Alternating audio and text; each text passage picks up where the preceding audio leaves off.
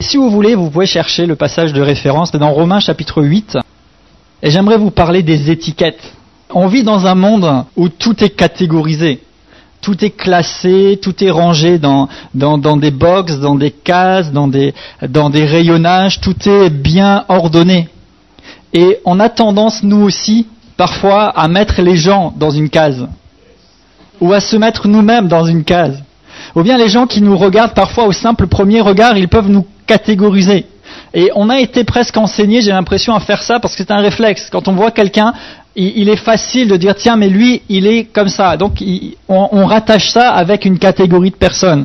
Ou bien si vous venez de tel endroit, on rattache déjà ça à certaines réalités. On vous catégorise, on vous classe. Ou d'une certaine famille. Donc quand vous dites votre nom, on dit ah ok, d'accord. Donc on sait déjà, on vous a déjà classé. Même si vous n'êtes peut-être pas ce qu'on connaît de ce nom, on vous a déjà classé, catégorisé. Et une autre manière de l'exprimer, c'est l'expression que j'ai choisie parce qu'elle me semble parlante, c'est les étiquettes. Combien facilement on va coller une étiquette sur les gens ? Combien facilement, quand on rencontre quelqu'un et peut-être à un certain comportement ou certaines paroles qu'ils disent, ça nous amène à coller sur lui une étiquette. En lui disant, tiens, lui, il n'est pas très instruit. Donc on va coller une étiquette. Ou bien vous lui parlez d'un sujet et puis il a l'air complètement perdu, alors vous allez lui coller une étiquette d'ignorant. Ou bien, et ainsi de suite. Il peut y en avoir des dizaines et des centaines. Et parfois nous collons des étiquettes sur nous-mêmes aussi. Et les autres collent des étiquettes sur nous. Et ce matin, je voudrais nous amener à aller au-delà de toutes ces étiquettes et à voir comment on peut s'affranchir de tout cela et comment on peut progresser et sortir de simplement être limité à l'étiquette que quelqu'un a mis sur nous ou qu'on s'est mis sur soi-même. Parce que, et je vais tout de suite vous lâcher la finalité du message, c'est que la seule étiquette que nous devons tolérer, accepter et présenter, c'est ce que Dieu dit de nous. Ça, c'est la seule étiquette tolérable. Toutes les autres, elles n'ont rien à faire là. Et ce matin, l'un des objectifs de ce message, et je crois que c'est un objectif du Saint-Esprit, c'est que nous puissions décoller toutes les étiquettes qui n'ont pas leur place.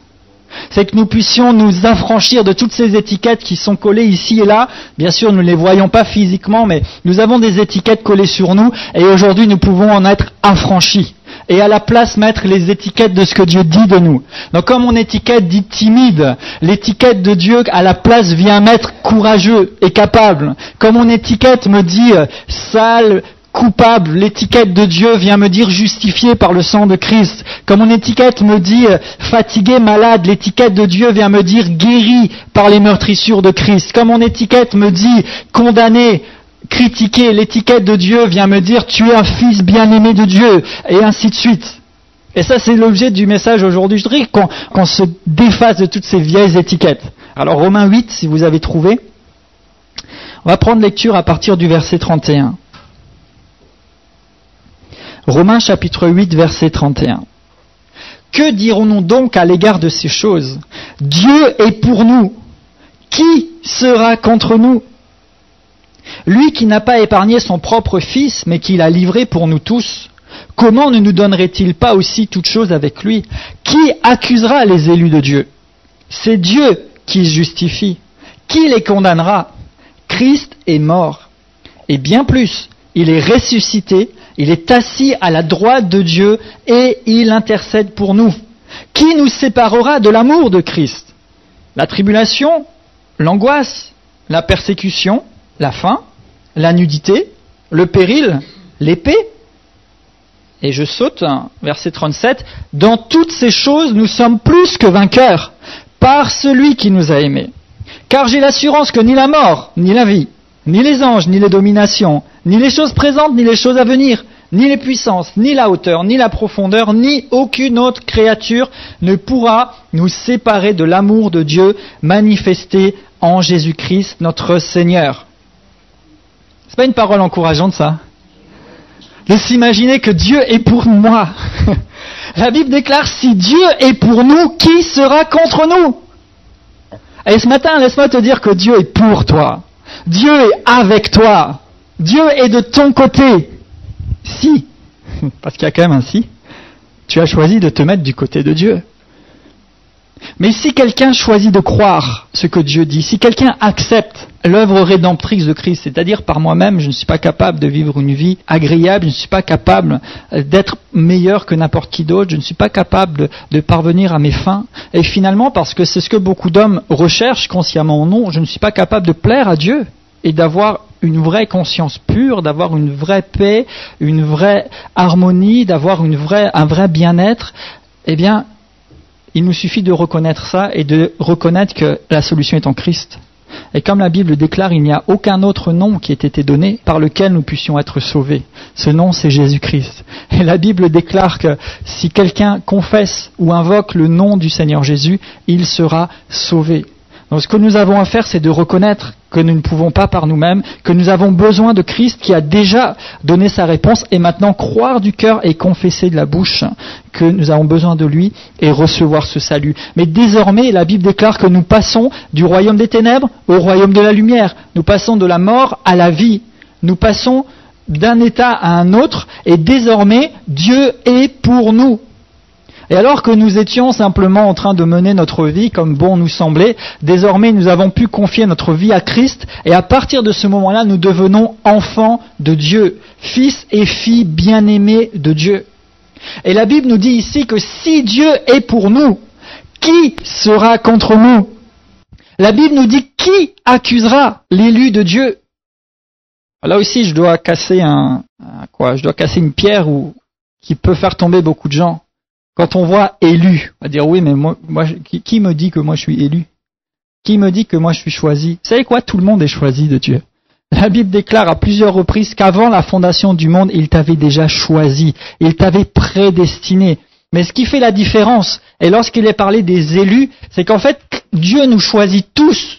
Il nous a créés pour que nous puissions vivre en harmonie avec lui et pour que nous puissions vivre une vie épanouie, une vie d'abondance, mais de notre choix dépend que nous devenions effectivement ces élus ou pas.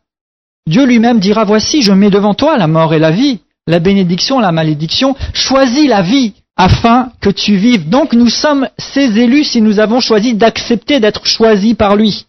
Et s'il nous a choisis, que nous sommes ces élus, qui nous accusera? Dieu nous justifie. Donc quand on vient vers toi avec une étiquette en disant « Ah oui, lui c'est un tricheur » et qu'on te colle cette étiquette, bien sûr si c'est pas vrai, si c'est vrai, il va falloir que tu règles ton problème. Mais si ce n'est pas vrai, cette étiquette ne doit pas pouvoir se coller. Parce que en face tu mets la parole de Dieu, et la parole de Dieu déclare qui accusera les élus de Dieu? C'est Dieu qui justifie. Donc la personne peut faire tous ses efforts pour coller, ça ne collera pas. Mais si tu n'as pas mis la parole de Dieu, tout peut coller. Et tout et n'importe quoi peut se coller à ta vie. Et d'ailleurs, on dit parfois que certaines choses nous collent à la peau. Certains malheurs, l'échec nous colle à la peau. Les gens qui vont vous tromper. Parfois, on dit, mais ça me colle à la peau. Partout où je vais, dans toute relation, à chaque fois, c'est la même chose. Ça me colle à la peau. Bah, tu sais quoi, aujourd'hui, ça peut être le dernier jour. Parce qu'en mettant la parole de Dieu, cette fausse colle va être complètement anéantie, ses effets vont être annulés et toutes les étiquettes vont disparaître, tomber par terre. Et si à la place nous mettons cette parole de Dieu, et la Bible déclare que le sang de Christ nous purifie, ce sang de Christ va agir sur nous comme j'ai pas le mot technique, comme un produit qui empêche un produit de coller. Des fois quand il y a des traces de scotch, quelque part, de ruban adhésif pour bien parler, ou quand il y a de la colle qui reste, on prend certains produits chimiques pour que la colle puisse sortir. Et le sang de Christ est le plus puissant de tous les détergents qu'on puisse trouver dans le monde. Et ce sang de Christ peut nous purifier. La Bible déclare que même si nous sommes sales comme le cramoisi, c'est-à-dire c'est une vieille couleur, c'est sale, c'est tachant, il nous rendra plus blanc que la neige ou que la laine. Waouh! Quand certains disent lave plus blanc que blanc,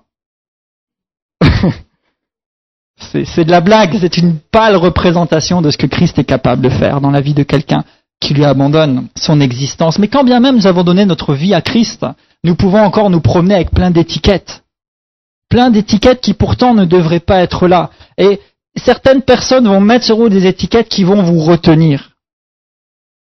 À force qu'on vous dise ou qu'on vous répète, oui mais toi tu ne peux pas faire ça. Clac, une étiquette, ne peut pas faire. Je dis, oui, mais toi, tu n'es pas assez intelligent. Clac, pas assez intelligent. te dit oui, mais tu n'es qu'une femme, clac, qu'une femme. Et toi, tu es trop vieille, clac, trop vieille. J'ose pas le mettre sur quelqu'un parce que je vais avoir des ennuis. Tu es trop jeune, trop jeune. Et ces étiquettes vous ralentissent et vous empêchent d'avancer. Et quand vous vous présentez quelque part, ou quand vous commencez à faire des démarches ou des choses, on ne le voit pas physiquement, mais spirituellement, il y a des choses qui se passent. Et ces étiquettes que vous avez laissées être collées sur vous, consciemment ou non, elles vont faire leur travail. Et avant même que vous n'ayez ouvert la bouche pour parler, avant même que vous n'ayez agi, les gens déjà vont avoir une idée de vous. Pourquoi ? Parce que les étiquettes qui sont collées sur vous vont influencer votre mentalité et vont influencer même votre posture. Quelqu'un sur qui on a collé l'étiquette d'incapable, de trop faible, de trop petit, de pas de confiance, d'inutile, d'inefficace, c'est quelqu'un qui va se tenir comme ça. Et quand moi je vois quelqu'un comme ça, j'ai déjà une idée de lui, qu'on le veuille ou non. Pourquoi ? Parce que ces étiquettes pèsent sur lui et finalement influencent même la façon dont il se tient et dont il se présente.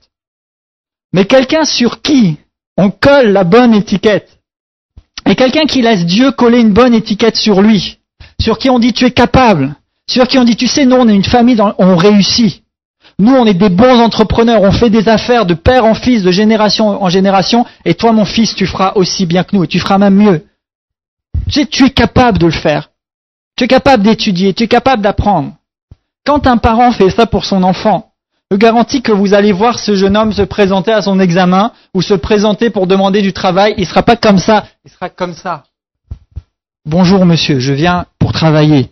Et quand on voit quelqu'un comme ça, ça nous inspire aussi quelque chose. Donc ces étiquettes-là qui sont sur nous, il est vital que nous puissions en prendre conscience et nous en débarrasser. Et si par nous-mêmes c'est difficile de les combattre, parce que parfois on veut faire l'effort en disant je suis timide, alors c'est une étiquette qui est là, même si c'est peut-être une réalité, et on essaie de ne plus être timide, mais on n'y arrive pas. La bonne nouvelle ce matin, c'est que le sang de Christ est efficace pour le faire. Et qu'à partir d'aujourd'hui, on peut commencer à mettre à la place une autre étiquette. Parce que vous savez, même si vous dites « je suis courageux, je suis fort », mais qu'il y a marqué en gros sur votre t-shirt « je suis incapable et timide », il y aura toujours un conflit quelque part. Et c'est important de pouvoir complètement être affranchi. Pas juste de surmonter les étiquettes, pas juste de les cacher en essayant de mieux faire, mais d'en être affranchi. La Bible déclare que si quelqu'un est en Christ, 2 Corinthiens 5, 17, il est une nouvelle créature. Les choses anciennes sont passées et voici toutes choses sont devenues nouvelles. Dieu ne s'est pas contenté lorsque nous sommes venus humblement vers lui, lui demander la force et la capacité de devenir ce qu'il désire que nous soyons. Il ne nous a pas juste bricolé, il a fait de nous une nouvelle créature. C'est-à-dire que nous avons été régénérés en nous-mêmes.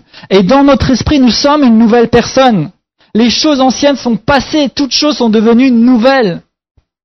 Mais maintenant, et ne me demandez pas pourquoi, mais notre intelligence est restée telle qu'elle. Et notre corps aussi est resté tel quel. Mais la Bible nous dit que nous pouvons renouveler notre intelligence avec la parole de Dieu, pour que nous devenions effectivement dans tous les domaines de notre vie conformes à ce que Christ a accompli pour nous. Pour que là où Dieu dit « je t'ai rendu pur et acceptable devant moi », effectivement lorsque nous réfléchissons, ou lorsque nous prions, ou lorsque nous venons vers Dieu, nous puissions venir à lui avec la conscience et l'assurance « je suis pur et acceptable devant Dieu ».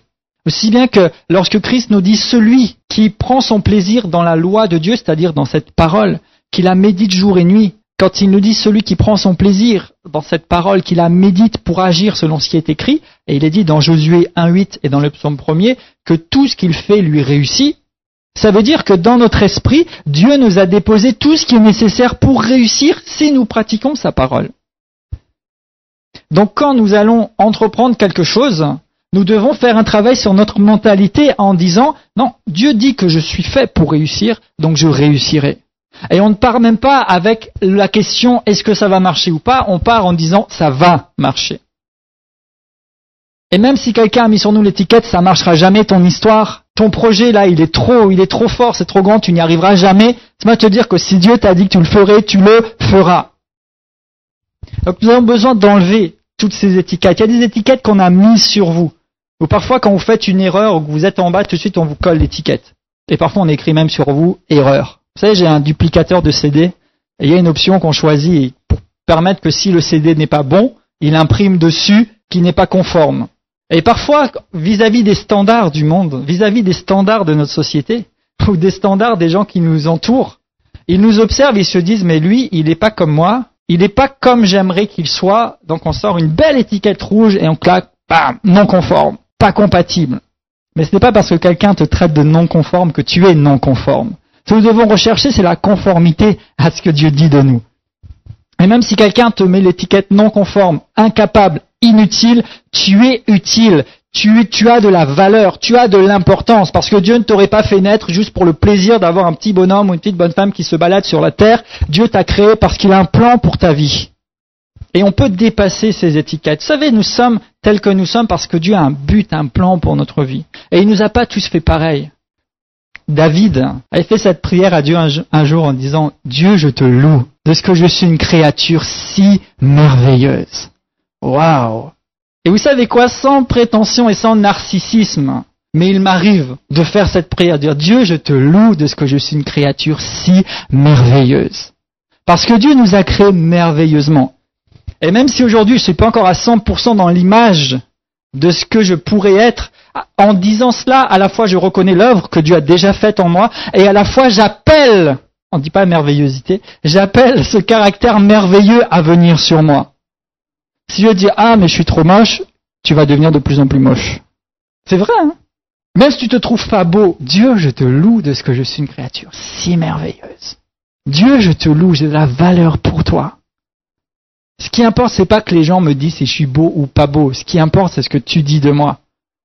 Et vous savez quoi? Personne ne peut vous inférioriser sans votre autorisation. On peut vous dire tout ce qu'on veut, mais personne ne peut vous rendre plus petit que vous n'êtes vraiment, sans que vous ne lui permettiez. Le seul moyen pour quelqu'un de vous amener à un sentiment d'infériorité, c'est que vous accueillez ce que la personne vous dit, ce que la personne démontre ou ce que la personne vous fait croire. Mais quelqu'un peut passer son temps à essayer de vous coller un sticker trop petit, incapable, inutile, pas beau, pas ceci, pas cela. Ce n'est qu'à partir du moment où vous accueillez cette pensée qu'elle peut vraiment coller sur vous, qu'elle va commencer à agir sur vous-même. Mais tant que nous n'accueillons pas ces choses-là, il est impossible à quelqu'un de vous rendre inférieur. Il est impossible à quelqu'un de vous faire vous dénigrer vous-même autrement que si vous ne l'acceptez. Aujourd'hui, la bonne nouvelle, c'est que vous n'êtes pas obligé d'accepter n'importe quelle étiquette qu'on colle sur vous. Vous pouvez choisir de n'accepter que ce qui est conforme à ce que Dieu dit de vous, que ce qui est conforme à qui vous êtes. Vous n'êtes pas ce que les gens disent de vous. Ce qui détermine ce que vous êtes ou ce que vous allez devenir, ce n'est pas ce qu'on dit de vous. Par contre, votre façon de réagir à ce qu'on dit de vous est déterminante. Si on n'arrête pas de dire de moi, tu ne pourras pas faire ça, tu n'y arriveras pas, ça ne donnera rien, les gens s'y intéressent pas. Et j'ai deux options. Soit j'accueille ça et je dis ouais c'est vrai, ben tant pis, je laisse tomber. Ou soit je laisse ces choses-là et je dis non, je sais ce que j'ai à faire, je sais que je réussirai, je veux progresser, je veux aller de l'avant, je veux essayer, je veux accomplir quelque chose. Et là, ces choses-là ne peuvent pas agir sur vous. C'est comme si vous empêchez l'étiquette de se coller. Et quand les gens passent leur temps à vous dire peut-être que tu n'es pas assez comme ci ou tu es trop comme ça, eh bien vous prenez ça pour un encouragement et une occasion de plus de dire mais je vais faire encore mieux, je vais encore plus mettre d'efforts, je vais encore plus démontrer que je suis capable, je vais encore plus me montrer de détermination à accomplir le but que je me suis fixé. Quelqu'un me dit mais tu n'y arriveras jamais, qu'est-ce que tu crois? Tu dis bah attends, tu vas voir, et je mets encore plus d'énergie. Et plutôt que prendre mon temps à dire mais si tu sais, regarde, j'ai déjà fait ci, j'ai déjà fait ça, et de discuter. Je vous rappelle, ne vous laissez pas distraire, on a parlé de ça il y a quelque temps, mais plutôt que de faire ça, mettez encore plus d'énergie à avancer, mettez plus d'énergie à faire mieux. Mais si quelqu'un te dit, mais t'as pas le niveau pour faire ça, ben continue à bouquiner, continue à apprendre jusqu'à ce que tu aies le niveau et même plus que le niveau. Au lieu de t'arrêter en disant, ouais, mais c'est vrai. Ah, c'est vrai, sur cette offre d'emploi, il y a marqué Bac plus 4 minimum. C'est pas la question. Quand tu vois ça, au lieu de te dire, ah, et que quelqu'un te dit, ouais, mais t'as vu, il y a marqué Bac plus 2, ou bien il y a marqué expérience exigée. Ah ouais, mais j'ai pas d'expérience. Mais c'est pas grave, vas-y quand même, montre de ton mieux, montre ta motivation. Fais davantage, progresse, fais de mieux en mieux. Ne laisse pas ces étiquettes t'arrêter et te bloquer. Là, il y a trop de gens qui s'arrêtent au bord de la route. Notre vie, c'est un cheminement, c'est une route. Et toutes ces étiquettes, c'est comme parfois des panneaux qui peuvent se présenter. Et quand les panneaux se présentent, il est bon de discerner quel panneau il faut suivre et quel panneau il faut pas suivre. Et d'ailleurs, et je l'ai dit tout à l'heure, mais Dieu nous y engage, choisis la vie Choisis la voie qui t'amène à vivre ce que Dieu dit de toi. Choisis le bon côté. Et je peux te garantir que tu verras des panneaux stop très régulièrement. Et parfois, il suffit même que tu exprimes un projet. Tu n'as même pas fini qu'on te dit déjà « Ah, mais attends, tu pourras pas. Ah, mais ça, j'ai déjà essayé, ça marche pas. Ah, mais ça, personne ne l'a jamais fait. » Ben justement, je vais être le premier. Ah, mais ça, tellement ont essayé, ont échoué. Je dis « Mais moi, je vais réussir. » Et très vite, on a des étiquettes qui se collent comme ça. Sur nous, bien sûr, sur nos dossiers, sur nos projets. Et nous ne devons pas les accepter. Ne les laissez pas se coller. Vous savez quoi? Dieu nous offre toujours une porte de sortie. Et même si peut-être vous avez fait quelque chose qui n'est pas bon, ou même si peut-être vous avez hier échoué quelque part. Vous savez, les gens aiment rester dans l'image qu'ils ont eue de vous. Et les gens aiment vous rappeler à ce qu'on peut appeler vos vieux démons. Mais ça, c'est pas le plan de Dieu. Dieu fait de vous une nouvelle créature. Et dans l'Épître aux Hébreux, la Bible déclare que lorsque Dieu pardonne nos péchés, il ne s'en souvient même plus. Et pourtant, qui mieux que lui pourrait avoir de la mémoire?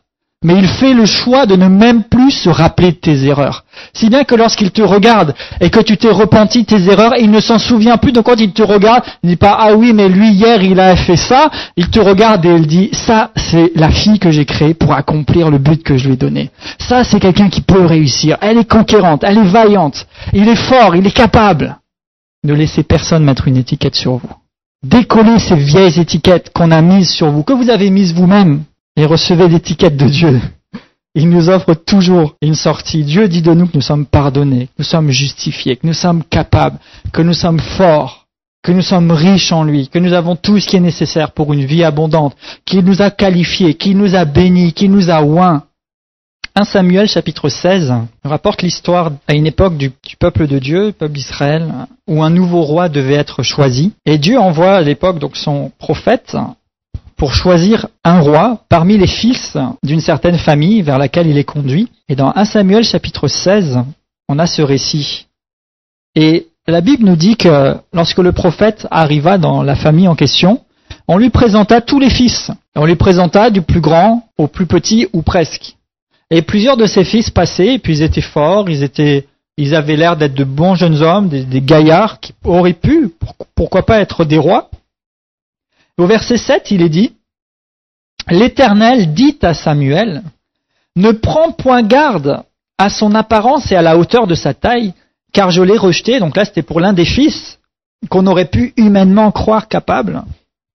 Et une vérité importante, l'Éternel ne considère pas ceux que l'homme regarde. L'homme regarde à ceux qui frappent les yeux, mais l'Éternel regarde au cœur. L'homme regarde à ce qui frappe les yeux et il regarde sa petite liste, son panel, il choisit l'étiquette et il te la colle. Mais l'Éternel regarde au cœur. Et donc Isaïe, le père, fait appeler son autre fils qu'il manquait au verset 11. Samuel dit à Isaïe, sont cela tous tes fils? Il répondit non, il y a encore le plus jeune, mais il fait paître les brebis. Alors Samuel dit à Isaïe, oh alléluia, envoie le chercher, car nous ne le placerons pas avant qu'il ne soit venu ici. Vous savez quoi? Vous êtes en train peut-être de garder les brebis dans un coin, et on vous a peut-être dit, toi tu es juste un gardien de brebis. Et moi je te dis aujourd'hui, tu n'es pas à ta place à garder les brebis. Et Dieu est en train de te chercher. Et dit, va me chercher celui qui est en train de garder les brebis, c'est lui que je veux pour être le roi. Et pendant que peut-être il y a d'autres personnes qui sont devant en disant, nous, on est ceux qui sont les bons, nous on est les leaders, nous on est les rois, nous on prend les décisions, toi t'as qu'à garder les brebis. Dieu ne regarde pas à ce qui frappe les yeux. Dieu regarde au cœur. Et Dieu va te chercher dans ton coin en train de garder les brebis tranquillement et il va faire de toi son roi, sa reine. Plus loin dans le Nouveau Testament, dans l'Épître aux Romains, il est dit que Christ nous a appelés et nous a restaurés pour que nous puissions régner dans la vie. Nous ne sommes pas là juste pour regarder ce qui se passe et compter les moutons. Nous devons régner, nous devons avoir une influence sur notre propre vie. Nous devons prendre des décisions de qualité. Nous devons déterminer ce qui se passe dans notre existence. Et Christ nous a rachetés pour cela et il nous donne les clés dans sa parole pour que nous puissions le faire, que nous puissions progresser. Donc même le prophète regardait à l'extérieur en disant « Mais ces garçons sont bien », mais finalement Dieu lui dit « Ne regarde pas à cela, regarde au cœur ». Ils font appeler le dernier. Il est dit au verset 12 « Il était blond, avec de beaux yeux et une belle figure.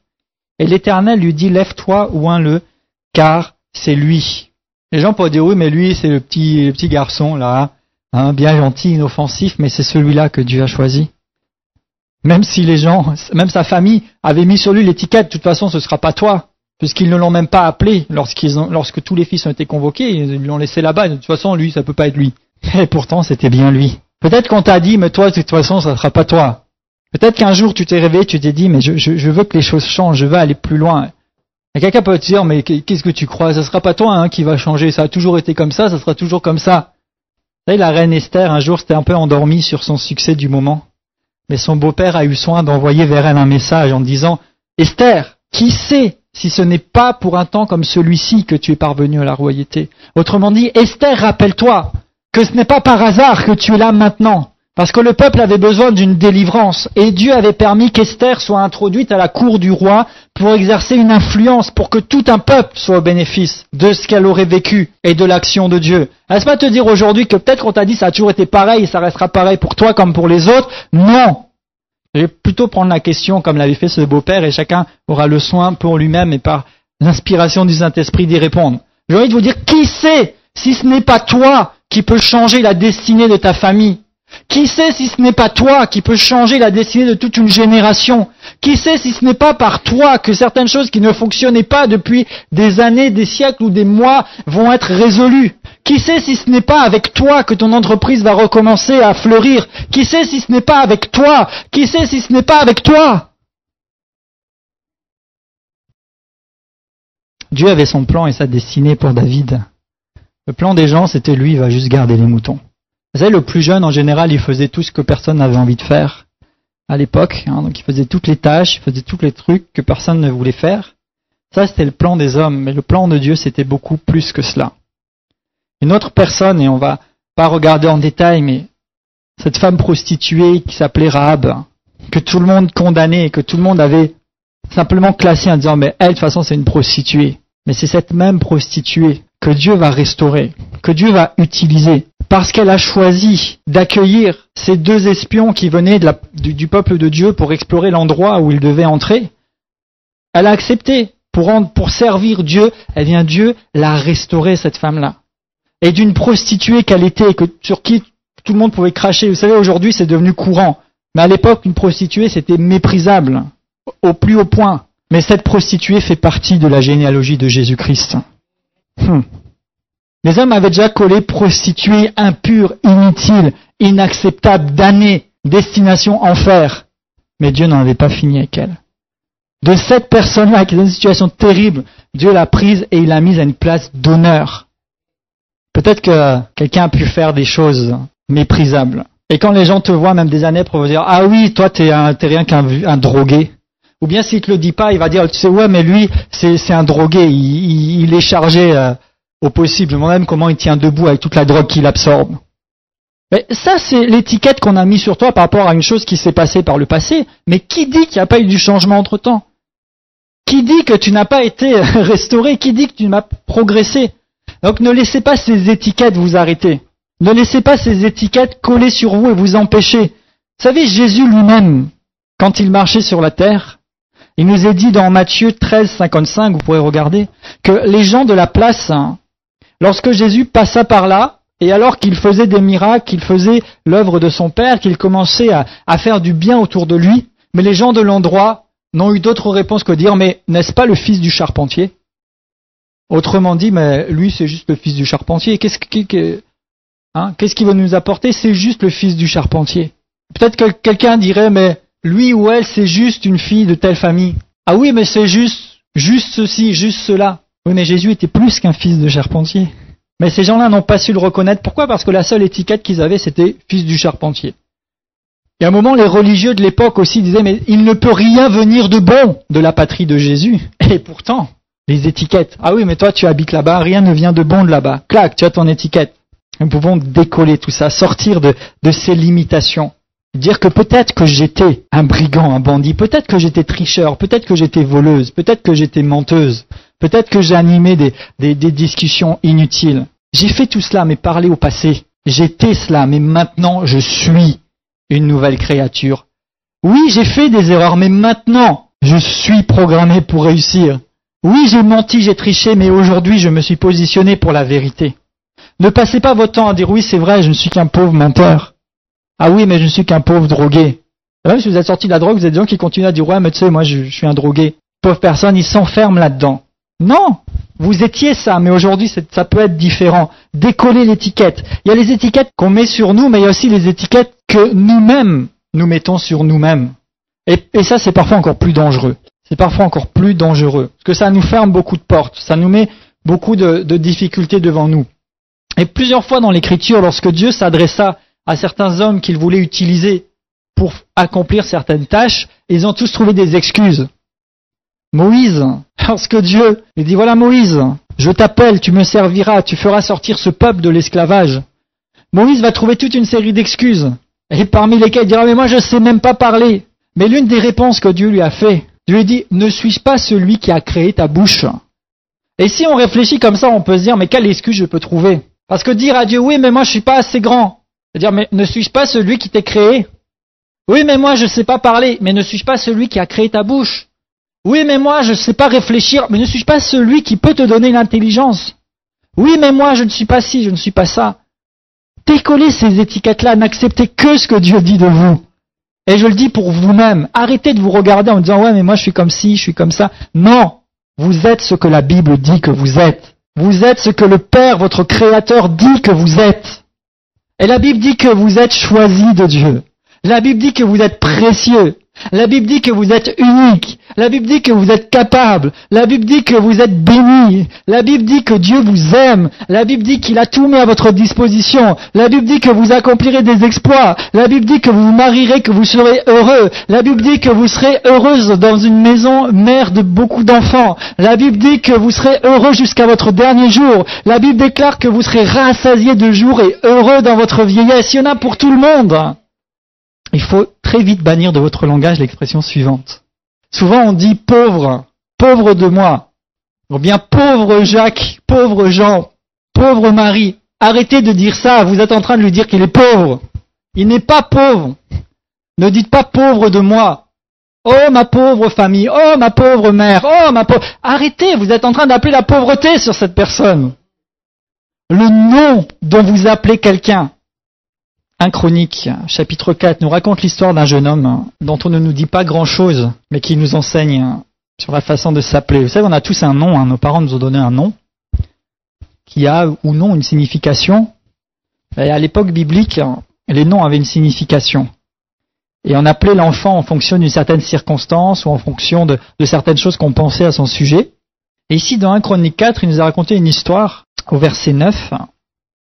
Il est dit que Jébeth était le plus considéré de ses frères, que ses frères.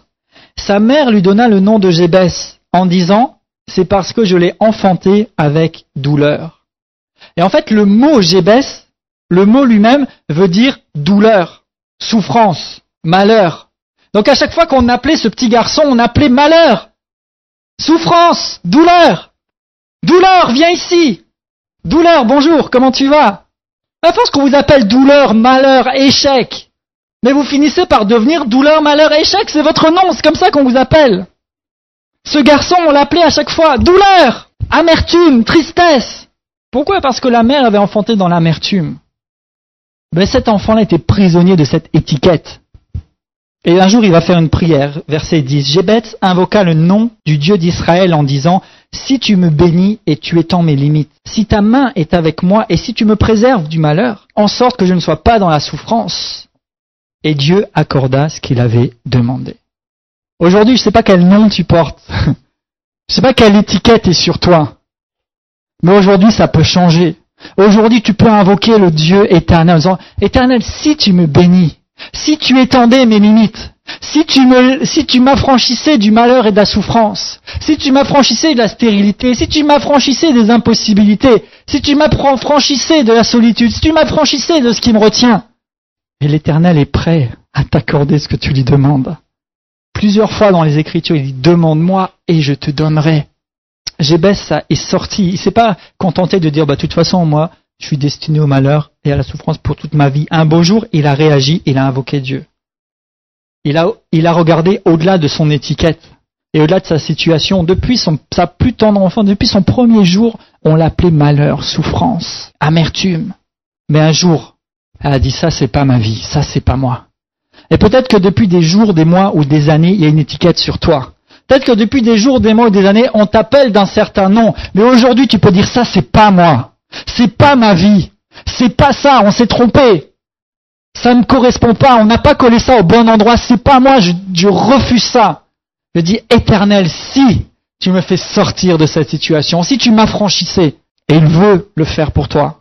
Il veut le faire pour toi. Ésaïe 54, verset 17, il est dit, toute arme forgée contre toi sera brisée. Et toute langue qui se lèverait en justice contre toi, tu la condamnerais. Toute étiquette posée contre toi qui ne convient pas est consumée. Toute arme forgée contre toi, toute parole qu'on peut proclamer sur ta vie qui n'est pas juste, Dieu la brise, Dieu la confond, si tu mets ta confiance en lui. Les fausses étiquettes, on peut en être affranchi aujourd'hui. On peut en sortir. Rien de ce que disent les gens, et ni même de ce que vous dites vous-même, ne doit vous définir. La seule vraie définition de qui je suis, c'est ce que Dieu dit de moi. Il y a une bonne confession à faire, et on la faisait presque chaque semaine dans l'église où j'étais en France. Notre pasteur aimait faire ça avant qu'il ne prêche, il nous faisait confesser des choses. Cette confession, c'était la suivante. Il nous faisait prendre nos Bibles et dire, voici ma Bible, je suis ce qu'elle dit que je suis. Je possède ce qu'elle dit que je possède. Et je peux faire ce qu'elle dit que je peux faire. Ensuite, il disait, je vais entendre l'enseignement de la parole de Dieu. Et je proclame hardiment, mon esprit est ouvert, mon cœur est réceptif et prêt à recevoir la semence incorruptible, la parole vivante et permanente de Dieu. Et je ne serai plus jamais le même, plus jamais, au nom de Jésus. Chaque dimanche, on déclarait ça. Et c'est une bonne confession à faire, une bonne déclaration. Vous pouvez déclarer ces choses-là parce qu'elles sont justes à votre sujet. Vous pouvez commencer à déclarer même le matin ou même quand vous êtes à la maison, vous attrapez, vous dites, voici ma Bible, je suis ce qu'elle dit que je suis. Je possède ce qu'elle dit que je possède. Et je peux faire ce qu'elle dit que je peux faire. Parce que dans la Bible, Dieu parle à notre sujet. Dieu nous dit qui nous sommes, ce que nous pouvons, en lui, par lui. Et même si vous ne pouvez pas faire chaque jour le listing de tout ce que vous pouvez faire, avec cette déclaration-là, vous êtes sûr d'englober tout le package. Je suis béni, je suis fait pour réussir, je suis une créature merveilleuse. Et quand nous venons à Christ par son sang, il efface, il enlève toutes ces vieilles étiquettes. Et sa parole dans nos cœurs va nous permettre d'avoir une armure, une frontière, une opposition à ces choses-là. Deutéronome, chapitre 6, versets 5 à 9, nous dit clairement de faire cela, de mettre cette parole de Dieu sur nos cœurs, comme un panneau, comme un fronteau. Deutéronome 6, verset 6, il est dit, ces commandements que je te donne aujourd'hui seront dans ton cœur. Tu les inculqueras à tes enfants, tu en parleras quand tu seras dans ta maison, quand tu iras en voyage, quand tu te coucheras et quand tu te lèveras. Tu les liras comme un signe sur tes mains, et ils seront comme des frontaux entre tes yeux. Tu les écriras sur les poteaux de ta maison et sur tes portes. Et l'Éternel, ton Dieu, te fera entrer dans le pays qu'il a promis à tes pères, Abraham, Isaac et Jacob, de te donner. Donc ici, il parle spécifiquement pour le peuple d'Israël qui devait entrer dans sa promesse. Mais aujourd'hui, de la même façon, Dieu nous dit cela. Il nous dit, colle cette parole de Dieu sur tes mains comme un signe et sur ton cœur comme un panneau. Colle les promesses de Dieu, colle ce que Dieu dit de toi dans ton cœur. Attache-les comme un témoignage et que ce soit ce qui t'accompagne jusqu'à ce que tu entres dans le pays de la promesse. Donc si Dieu t'a dit quelque chose, que ce qu'on voit, que ce que tu affiches, c'est ce que Dieu t'a dit. C'est la promesse de Dieu. Lis-les sur tes mains comme un signe. Attache-le sur ton cœur comme un panneau indicateur, comme une étiquette. Et à la place de pas d'avenir, de pas de possibilités, de toutes sortes de choses qu'on pourrait mettre, mets à la place les promesses de Dieu. Mets l'étiquette sur toi, colle sur toi ce que Dieu dit de toi, colle sur toi ton avenir, colle sur toi ta promesse. Proverbe 7 confirme également ça. Qu'on voit ce que je dis de toi, que la définition que je donne de toi, ce soit ce que tu affiches pour toi-même et pour les autres autour de toi. Proverbe chapitre 7. Mon fils, retiens mes paroles et garde avec toi mes préceptes. Observe mes préceptes et tu vivras. Garde mes enseignements comme la prunelle de tes yeux. Lis-les sur tes doigts, écris-les sur la table de ton cœur. Donc là encore, il nous dit, garde ma parole, mes commandements, ma parole, mes promesses, ce que j'ai prévu pour toi, ce que je dis de toi. Garde-le, retiens-le fermement. Mettons comme étiquette sur nous-mêmes ce que Dieu dit de nous. Mettons comme étiquette les promesses que Dieu nous a faites, à la place de tout ce qui a pu coller sur nous et nous empêcher. Croyons Dieu plutôt que n'importe qui d'autre, ou plutôt que ce que nous-mêmes nous pouvons dire. Croyons ce que Dieu dit et mettons à la place son étiquette. Et je finis en disant que nous-mêmes ne mettons pas d'étiquette sur les autres. Parce que le problème, c'est que même si nous sommes affranchis de certaines étiquettes aujourd'hui, mais si tu continues à coller sur quelqu'un d'autre, je peux te garantir qu'on collera sur toi. Parce que tu récoltes ce que tu... Et la Bible nous exhorte d'être bons les uns envers les autres. Vous pouvez noter ça à Éphésiens 4:32. Soyez bons les uns envers les autres. Ne pas juger les autres, ne pas enfermer les gens dans leurs erreurs. Vous savez, j'ai pris l'habitude d'attendre le meilleur des autres. Quand je rencontre quelqu'un, je ne suis pas en train de me dire qu'est-ce qu'il a pu faire de tordu. Je ne suis pas en train de me dire mais est-ce que cette personne... Non, j'ai pour habitude d'attendre le meilleur des autres. C'est une posture dangereuse, mais elle est intéressante. Parce que quand vous attendez le meilleur des autres, vous appelez ce qu'il y a de meilleur dans la personne à monter en surface. Mais quand vous voyez quelqu'un, vous dites quel coup pourrait me faire, quel truc tordu il y a dans cette personne, vous êtes en train de vous concentrer sur ce qui pourrait ne pas aller. Ne mettez pas rapidement une étiquette sur quelqu'un, attendez-vous au meilleur de la personne. Attendez-vous à une personne intéressante, à une relation constructive, attendez-vous à pouvoir échanger quelque chose de positif. Attendez-vous à du bien de la personne. Renoncez à étiqueter les autres, renoncez à dire du mal sur les autres. Et peut-être qu'aujourd'hui, si on a dit du mal sur des gens autour de nous, ou si on a trop étiqueté les gens, on peut aujourd'hui aussi laisser ça tomber, éviter de blesser quelqu'un. Et se dire, non, on va passer à autre chose, je ne m'arrête pas à ça. Et au contraire, une manière de réparer, c'est de montrer à quelqu'un qu'on a confiance en lui, de montrer à quelqu'un qu'on ne s'arrête pas à ce qu'il ou elle a fait, mais qu'on veut lui donner la possibilité de grandir, de progresser, de s'améliorer. Ok ? Donc, décollons toutes ces vieilles étiquettes, portons-nous plus loin vers ce que Dieu nous dit, allons de l'avant, et je finis avec cet autre verset où la Bible dit que Christ a cloué à la croix l'acte qui nous condamnait, Colossiens chapitre 1er verset 14. Rappelez-vous toujours de ça. Il l'a cloué. Et on est la bonne semaine pour parler de ça. C'est la semaine qu'on appelle la semaine sainte. Tout le monde pense à la croix. Autant que dans certaines confessions, on a laissé Jésus coller sur la croix, mais désormais quand vous voyez ce Jésus, nous on sait que Jésus est ressuscité. Mais quand vous voyez ce morceau de ferraille qui représente Jésus, voyez plutôt à la place de ce morceau de ferraille, dites mon péché est accroché là-bas. Dites ma malédiction, elle est accrochée là-bas. Mes incapacités, elles sont accrochées là-bas et elles sont restées sur la croix. Elles y sont mortes. La condamnation, Dieu dit qu'elle a été accrochée, clouée à la croix. Et que désormais il ne demeure plus rien contre vous. Le malheur a été cloué là-bas. La maladie a été clouée là-bas. Tout ce qui te retient a été cloué sur cette croix. Maintenant, par la foi, ça peut devenir une réalité. Ces fausses étiquettes qu'on a mises sur toi, même si certaines peut-être étaient vraies par le passé, ça te dire que Christ, par le prix payé à la croix, a tout pourvu pour qu'aujourd'hui tu puisses sortir de cette situation et voir ces étiquettes se décoller complètement de ta vie. Et à la place maintenant, mets l'étiquette de Dieu, mets la parole de Dieu. Laisse-toi renouveler et sois bon envers les autres. Et je termine avec Éphésiens 3:20. Or, à celui qui peut faire, par la puissance qui agit en nous, infiniment au-delà de ce que nous demandons ou pensons, à lui soit la gloire. Amen. Alléluia. Père, merci pour ta parole. Seigneur, merci parce que ce matin tu viens avec une parole qui peut nous sauver encore, Seigneur. Une parole qui peut venir nous affranchir. Père, là où nous avons été prisonniers de certaines étiquettes, de certains écriteaux, de certains comportements, de certaines paroles, qui ont pu être dites sur nous, ou que nous avons nous-mêmes nourris. Merci parce que ce matin, avec cette parole, tu viens nous montrer que tu as beaucoup mieux pour nous. Et que nous pourrons vivre beaucoup plus dans nos relations que juste se coller les étiquettes les uns sur les autres, ou bien juste comparer quelle étiquette est sur nous, mais nous pouvons vivre libres de toutes ces étiquettes qui nous retiennent. Merci Seigneur parce que par l'œuvre de la croix, tu as pourvu pour que nous soyons sauvés, libérés, purifiés. Et ce matin, Seigneur, alors que nous avons entendu cette parole, je te demande par la puissance du Saint-Esprit de venir souffler sur nos vies, de venir confirmer ces paroles dans nos cœurs, Esprit de Dieu, de faire que ces paroles ne soient pas simplement de bonnes déclarations que nous entendons ce matin, mais que ces paroles puissent être accompagnées de vie et de puissance. Parce que comme tu nous l'as montré dans les évangiles, tu accompagnes ta parole et tu la confirmes par des signes, des prodiges, des miracles. Et ce matin, Seigneur, nous croyons que cette parole que tu as libérée parmi nous est porteuse de la puissance d'opérer un miracle. C'est pourquoi, dans le nom de Jésus, je déclare qu'à compter de cet instant, toutes les étiquettes qui sont collées sur moi-même, sur l'Église, ou sur n'importe lequel de mes bien-aimés ici présents, et qui ne sont pas à propos, qui ne sont pas à leur place, nous les condamnons maintenant dans le nom de Jésus. Nous déclarons que les paroles qui ont été dites sur nos vies et qui ne conviennent pas à ce que dit l'Éternel Dieu, ces paroles qui peut-être nous empêchent ou nous retiennent d'aller de l'avant, Aujourd'hui, nous les déclarons nuls et sans effet au nom de Jésus. Et si vous voulez aussi peut-être mettre votre foi en action par rapport à ça, vous pouvez déclarer avec moi, Père, dans le nom de Jésus, je reçois ta parole.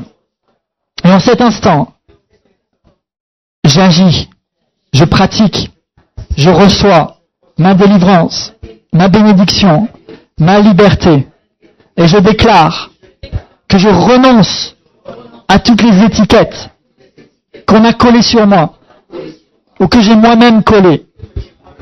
Je renonce à la médiocrité, à l'échec, aux limites.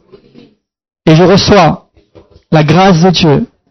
En cet instant, Saint-Esprit, je te demande de purifier mon cœur, de me laver tout entier. Que ces étiquettes tombent, que la colle soit décollée et que ta grâce vienne effacer, nettoyer. Et en cet instant, je prends l'engagement de lire ta parole, de la pratiquer, de la déclarer. Je décide de m'aligner sur ce que Dieu dit à mon sujet. Je ne me laisserai plus tromper. Je ne me laisserai plus méprendre. Je ne serai pas séduit par les fausses mentalités. Mais je tiens ferme. Je suis vivant pour réussir. Je suis vainqueur. Je suis aimé de Dieu. Je suis capable d'aimer, de supporter, de faire du bien, de progresser, de réussir, d'entreprendre. Je ne suis pas une erreur. Je suis voulu de Dieu. Merci Seigneur. Père, merci pour ces paroles que nous avons pu déclarer ensemble ce matin par la foi, à partir de ce que tu nous as dit. Merci Saint-Esprit, nous croyons que des murs sont tombés, que des barrières sont tombées, nous croyons que des verrous ont sauté par ta puissance. Merci Seigneur pour ta grâce qui repose sur chacun d'entre nous ce matin, Seigneur. Merci de nous donner la force d'avancer, de persévérer et de nous maintenir dans cette résolution de ne plus être arrêtés par ces étiquettes et nous-mêmes de ne plus poser d'autres étiquettes sur nous-mêmes que ce que toi tu dis. Merci Saint-Esprit. Tu es celui qui nous transforme, qui nous rend capables de vivre dans l'abondance de ce que Dieu veut pour nous. Merci Seigneur, nous n'avons pas à tourner en rond, à être trompés, mais nous pouvons aller de l'avant. Merci pour ce grand salut, ce sacrifice que tu as accompli pour nous, qui nous apporte beaucoup plus qu'une religion, Seigneur, mais qui nous rend libres, qui nous rend bons les uns envers les autres. Et je te demande, Seigneur, toi qui es bon par-dessus tout, que tu nous communiques aussi un cœur bon pour nos bien-aimés, un cœur bon pour ceux qui nous entourent, un cœur bon pour ceux qui nous aiment et qui nous apprécient, mais un cœur bon pour ceux qui nous veulent du mal, un cœur bon pour ceux qui nous méprisent, un cœur bon pour ceux qui nous ont blessés. Nous ne pouvons pas le faire par nous-mêmes, mais nous recevons ta force. Merci Saint-Esprit de continuer à travailler nos cœurs en ce matin et pendant cette journée et même pendant cette semaine pour que nous puissions tenir ferme sur cette parole. Merci Seigneur pour ces étiquettes toutes neuves que tu es en train de coller ce matin par le Saint-Esprit sur nos cœurs. Oh, merci Seigneur. Merci Seigneur. Merci Seigneur. Merci Seigneur. Dieu nous aime, Dieu vous aime. Dieu vous a fait pour réussir, pour progresser. Et ce matin, vraiment c'est l'image que j'ai devant mes yeux, comme si il y a des étiquettes qui sont en train d'être apposées sur nos cœurs. Et comme des fois on peut voir dans des conférences ou dans des choses où chacun porte son petit badge, mais ce matin le Saint-Esprit est en train de mettre un badge tout nouveau sur nos cœurs. Saint-Esprit est en train de mettre ce badge en te disant « Je t'aime, je t'approuve. Je t'aime. Tu es mon fils, tu es ma fille. Tu es précieux pour moi. Tu es un gagnant, tu es un vainqueur. »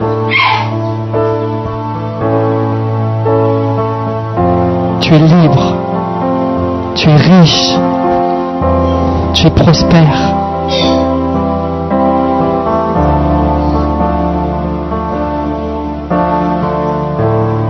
Tu as de la valeur. Tu es une personne de qualité.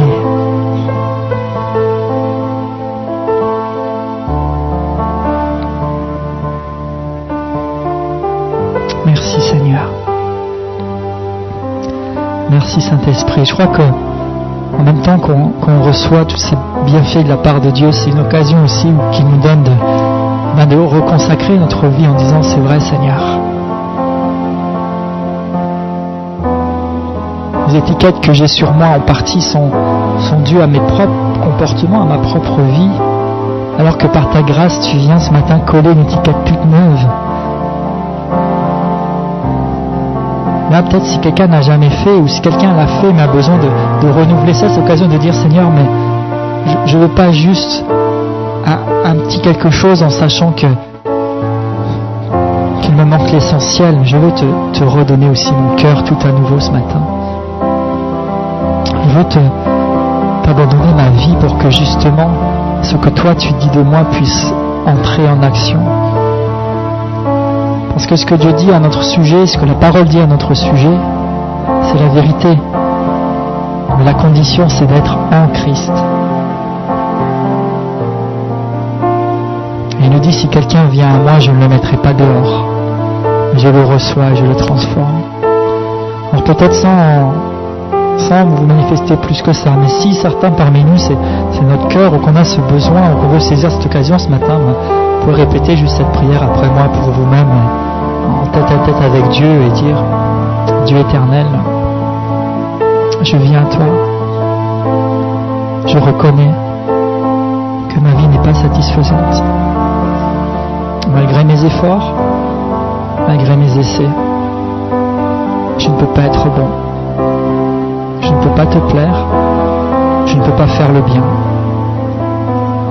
mais merci parce que tu as donné ta vie.